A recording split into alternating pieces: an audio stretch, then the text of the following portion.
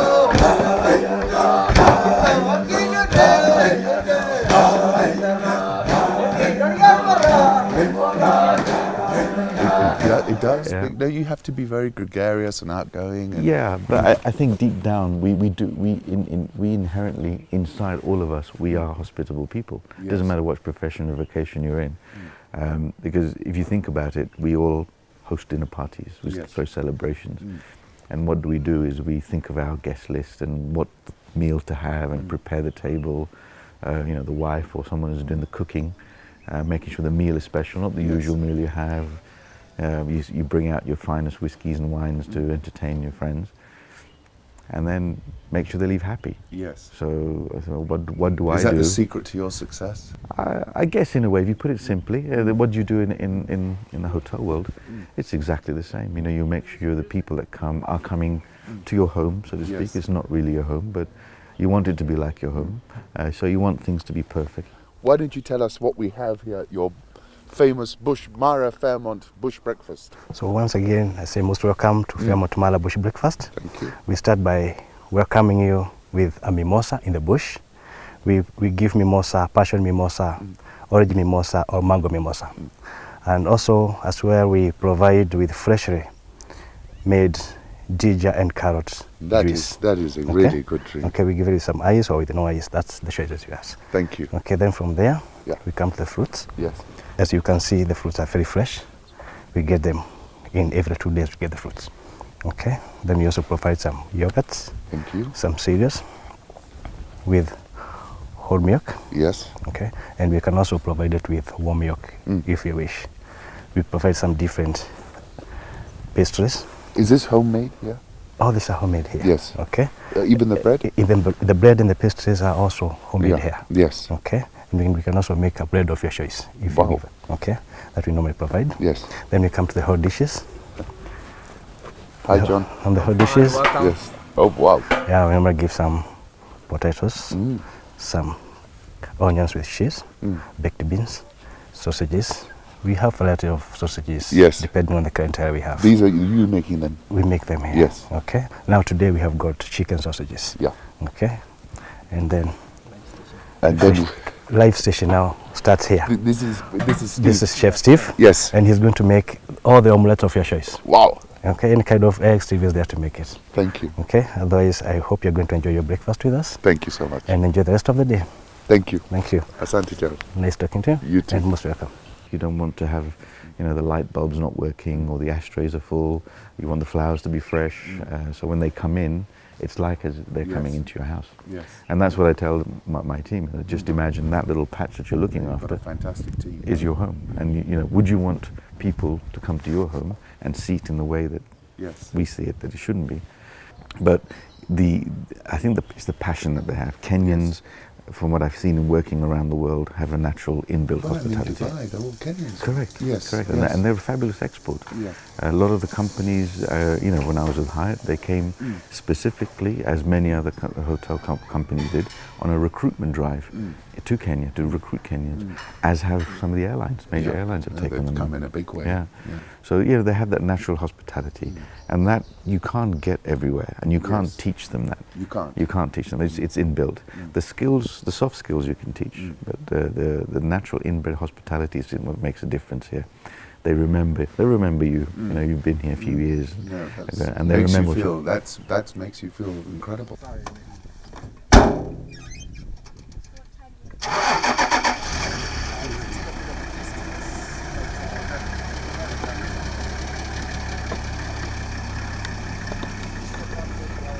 Anthony, here we are in the midst of this wonderful wilderness. Yes. I think Rufus called it your shamba. Yes, that's what he said. Can I first ask you, Anthony, how did you come about to be a driver guide? You know, what's the background? I saw tourists in tour vans when I was young, and I saw them taking photos of zebras and wildebeests. But when you grow up with these animals, you first wonder why are people coming to take photos of something I see every day? So because of that curiosity, I got to learn about the animals, first from my grandma and my ma, but those ones you get to know the folk tales about them. Then out of that interest, I got to look for a career, which I can do. And then I saw guiding, and then I had this beautiful office that I have right now. It's fantastic. You got the best office in the world. Thank you. Anthony, you were telling me that, and by the way, Anthony's been driving us around and been really informative and telling us about what's been happening. You were describing to me, I think my daughter asked you what was the most extraordinary thing you'd seen. Yes. Do you want to tell us that? The most extraordinary thing I've seen is there was an impala which gave birth. I was on a morning safari, and we stayed there for about 20 minutes or 30 minutes or so. And as soon as the baby was dropped, it didn't take too long before a hyena came and snatched the baby away before it could be able to walk. That's one of the most amazing things I've seen. And that's so it's quite brutal in the wild. Yeah, out here is survival for the fittest. Everything is natural selection. If you cannot be able to keep up with your herd, if you're a grazer, if you're the weak link in the herd, that means you'll be picked off by the predators out here. Yes. Yes. And then you were also telling me about the predators. You were saying that the predators kill each other not because they'll eat the other predator, but just because to reduce the competition. Yes, actually that's true. We come to find, like, the big predators we have here being the cheetah, the leopard and the lion, they're natural enemies. Their territories will overlap each other, but they won't be at the same place at the same time. The reason why that happens is they go for the same type of food. So a lion, being the strongest of the predators here, will kill a cheetah, but it will not consume it. It just kills it to reduce the competition. It's like so that it can have more food for itself. So it's like business. It's like business in a way. It's like business in a way. It's reducing the competition. Anthony, tell me, you've been to all these parts of Africa. You told me you've been to see the gorillas. Yes. What do you rate, if somebody was creating a bucket list, a Fairmont Mara bucket list, right? Top 3, what would you tell people? Well, Fairmont Mara Safari Club, I believe it's very beautiful, authentically local. Fantastic. So, and the Mara itself is beautiful. They'll be seeing different species at close proximity, and every time when you're driving here in the 702 square miles, you'll never see just grass. Yes. You might get bored of the zebras and wildebeest all the time, but always you're seeing something as you're driving through. That's one of the beautiful things here. It's incredible. After the Mara, I'd have to recommend somewhere like, if it's in Kenya, I'd have to recommend somewhere like Mount Kenya. Yes. It's really beautiful. There's activities you can do there, like you can go hiking the mountain if you're fit enough. Yes. I've never done it. Yes. I've tried, but I think climatization didn't agree with me. But then you can golf, you can just do activities there. The scenery is beautiful. Mount Kenya in the morning is beautiful. Fantastic. After that, I'd recommend somewhere like Ngorongoro Crater. Yes. It's an amazing place there. The animals might be the same as here in the Masai Mara, but the environment itself, it's totally different. It's so beautiful. And where do you really want to go in the world? Where I want to go in the world? Philippines. Really? Yes. From what I see in the brochures, Yes. the islands there, they're really, really beautiful. So either the Philippines or the Maldives. Yes. From what I see in the brochure. Because that's something I don't see every day. Yeah, Like something just seeing different. the ocean, big masses of water, things like that. Thank you. You're welcome, sir. Thank you. And let's have a good experience. We are. Fantastic. Good, We appreciate it. Thank you. Thank you. All right. Yeah.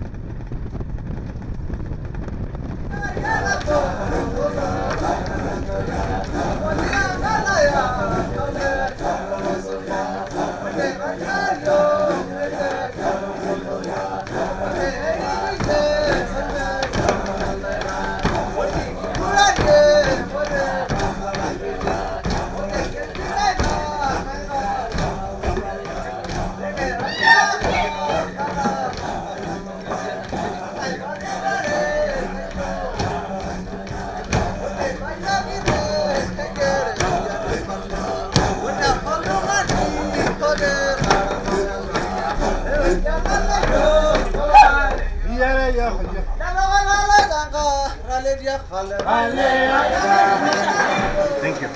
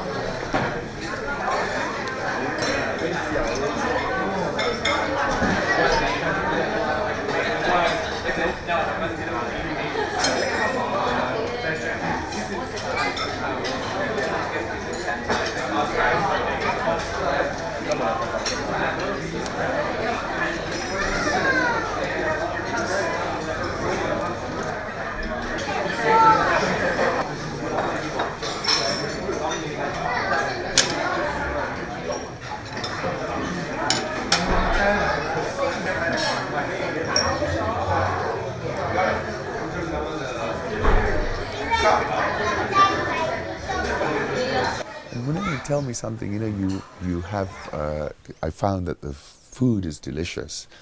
A lot of tomatoes, the avocados, I'd never tasted like that. Do you want to tell us a little bit about, you've got a farm here? Yes. Or, yes. Yeah. We have our own organic farm. Yeah. Everything's grown organically and on the land, on the property itself. So we grow our own vegetables, we grow our own especially salads. We have all the tomatoes, the avocados, we have even bananas that we grow on that land. We just planted some pawpaw, but the beginners come up. And hopefully at some time we'll be self-sufficient. Completely. Would like to be, but not quite, because we won't be able to grow maize here, so we still have to buy maize from outside. Maybe some of the other vegetables. But you but really the other feel local it. vegetables we get them from locally. I mean, it's and very, they're all organically grown. yes, and you taste it. Yes. It's fantastic. Yes. My name is Phoebe. I work for Fairmont Mara Safari Club, and I'm going to take you through our garden where we grow organic vegetables and herbs, and I always get them fresh every morning for my clients. This is fennel. Fennel is very good, like it goes well with salmon fish. Whenever I'm serving salmon, I use fennel, and the clients enjoy it so much. And over here, I have radish. Radish is grown organically as well, and he brought for me this morning, so I'm serving them for lunch today. Our garden is quite big, so like you can see, we have beetroots at that end, and this end we have coriander, this end we have thyme, and they are all organic grown. And this side we have chives, we have marijuana, green pepper, we have salad mix, we have chilies, we have turnips, we have basil, we have red cabbage, and we have spring onions. To be honest, I enjoyed the garden. So when I'm talking about the chilies, these are the chilies. The clients just like them. This is celery. This is celery. It's a young one, it's growing. And this is green pepper, like I have a small one coming up. Yeah. We have three types. This type of mine is green, but I also have yellow type, which it hasn't come up yet, but we've planted it. Then we have also red color, red pepper. At the moment also it hasn't come out, but all this is pepper, green pepper. And these are the herbs I'm talking about. These are the herbs. This is sage. Sage, it's good. I use it like when I'm marinating the chicken, I use the sage. And when I'm marinating the lamb, I use the mint. This is mint, fresh mint, organically grown. This, organically grown. And we move further. I have butternuts. At the far end, I have carrots. At the end, we have leeks, we have cucumber, and you can see Joshua is busy taking care of the garden. Every day he has to be there. So at this end, I have some pumpkin, and I have actually we have one ready here. This is a pumpkin, but it's still not yet. It's still growing. I know it's ready once the color will change, and also it becomes a bit bigger. So the color changes to a bit, like now it's a bit green. So when it comes out, when it comes ready, it becomes a little bit whiter. So you know it's automatically ready. So all this is pumpkin. This is a papaya tree. It's still young, but mostly we don't buy papaya. Oh, we have some there. So these are the papaya I'm talking about. We have papayas here. So once they're ready, I get them and I use them for breakfast. And they're so nice. I like them. These are beetroots. Yeah. So these are the beets. But the beets grow underneath. They are root vegetables. So they grow underneath. And once they're ready, we have to get them, like we use a little bit energy to get them out, and they're ready. Wash and we eat. We use organics. We don't use fertilizer. I promise this is the best you can get for your garden. So this is how I get our manure. I work with Joshua. Joshua gets them ready, like he covers them up for about 3 days or 1 week, and by then the manure is ready to move to the garden. So that is now about the manure. That's how I get it. And this is the nursery bed. So this is where he begins. So like, for example, here we have a sample of pepper, green pepper that is growing, but it's still in nursery. So once it's ready, it takes about a month or so. They're ready now to move to the garden. So this is our nursery bed. We have different types. Over there I have herbs. Over there I have coriander. I have some tomatoes, and it's good. Whenever I get my tomatoes, these are the cherry tomatoes, the small ones. They're quite healthy, and I find them very nice and very tasty. As we discussed, being here a couple of hours, you switch off, and it feels like you've been here, an extraordinary amount of time. But the time is kind of timeless in a way, right? It is, totally. And you're right. If you bring a corporate team here, for them to switch off and unwind and do some productive work, it's a great setting. It's beautiful. Yeah.